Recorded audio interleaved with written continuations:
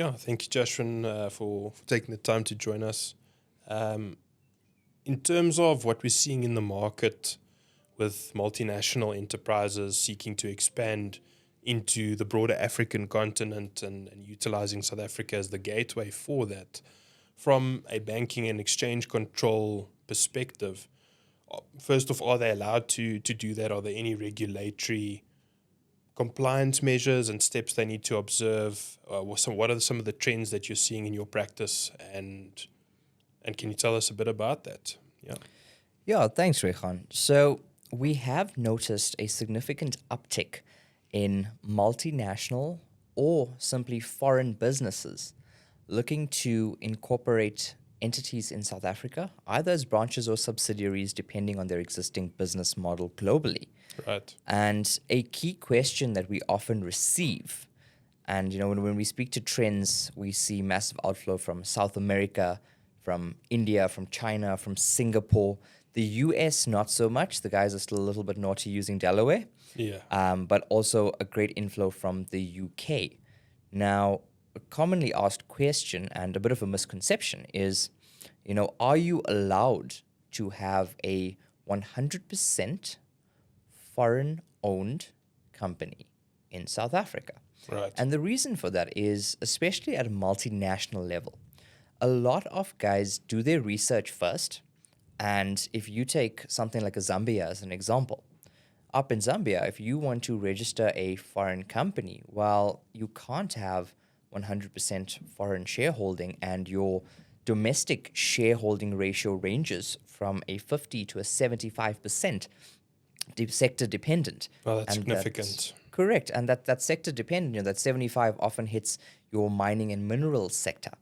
And the rationality or the commerciality behind is obviously the local government wants to ensure the protection of vested interests and also to bolster their own economy. Now, on the South African side, well, actually, yes, you can either have a branch, which is treated as an external company and basically an arm or a leg of the holding company, Right. or you can have a wholly owned subsidiary. However, where you've got that foreign shareholding, as much as it works well to ensure that there's no controlled foreign company risks associated with South African shareholding offshore, this, in the converse, actually requires some additional regulatory and especially exchange control hoops that must be jumped through. All right. So, from what I gather, you're describing that it is allowed for foreign multinationals to enter South Africa. South Africa's a relatively friendly and open jurisdiction for those multinationals. It also seems, from what you're saying, from trends that you've noticed, that it seems it's largely companies that are resident in the BRICS countries. Your South America, your Brazil, your India, China, and so on, that are exploring establishing a footprint in South Africa. Now, in terms of these exchange control compliance steps that you've mentioned, what does that entail? First off, what is the process? What are the requirements? And then secondly, what is the rationale behind it? Why is it necessary?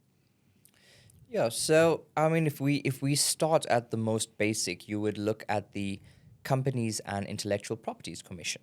Now, their requirement, where you have the sort of corporate structure, is what they call a foreign director verification process.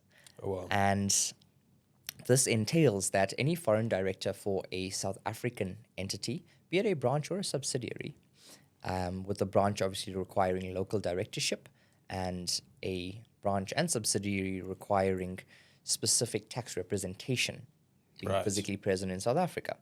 Now, on the CIPC level, which is your most basic, almost exchange control, but more control of foreign ownership, you need to go through this verification process as a foreign director to a company here in South Africa.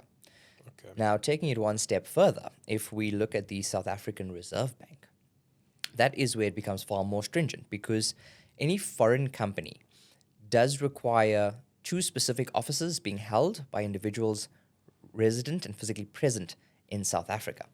And that is the SARS tax representative and the public officer function. What's the distinction or the difference between the two?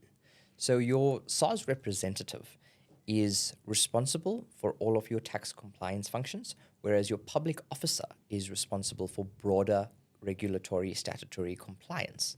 Okay. And the catch with that is, in the specific designation, there are instances where if the company does not fulfill its compliance obligations, the nominated representative can be held personally liable Oh, wow. for the company's delinquency. Now, when we talk exchange control and foreign shareholding, the first thing to note is the South African Reserve Bank requires that they be notified by virtue of an application for endorsement Right. on non-resident shareholding for South African companies. Okay. Taking it one step further and to rationalize that, it's quite simple. As a shareholder to a company, at some stage you'd receive dividends. Right. Now, dividends, outflow of funds, and they can at times be quite substantial. Right. So a pre-warning or a pre-recorded information register with the Reserve Bank actually makes the repatriation of those dividends far easier. Right. And very much similar for funding and any sort of equity or debt financing from offshore, and especially for a parent entity. Right. That needs to go through the South African Reserve Bank for approval. And we have historically seen it where multinational enterprises have not followed the correct channels, injected the loan into their South African business, and the Reserve Bank has denied their drawdowns. Oh, and that's obviously not good from a cash flow perspective later down the line.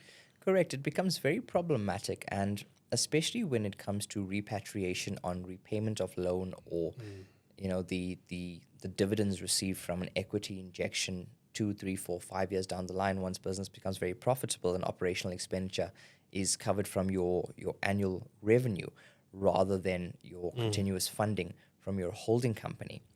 So our recommendation, and again, this session is more focused just on the exchange control, not even touching on more complex aspects of this kind of structure, such as your transfer pricing, your accounting policies, your invoicing requirements, your tripartite shipping, etc. But from an exchange control perspective, it's always recommended that multinational enterprises entering South Africa, be it as your final destination or as a gateway into the broader African continent, Yes. ensure that their regulatory compliance is checked from day one. Quite simply because this avoids any sort of red flag reporting down the line. And secondly, it does make profit repatriation at the appropriate arm's length, of course, a much easier and streamlined process. Right. No, fantastic. Thank you for clarifying that for us. Thank you. Good, thank you.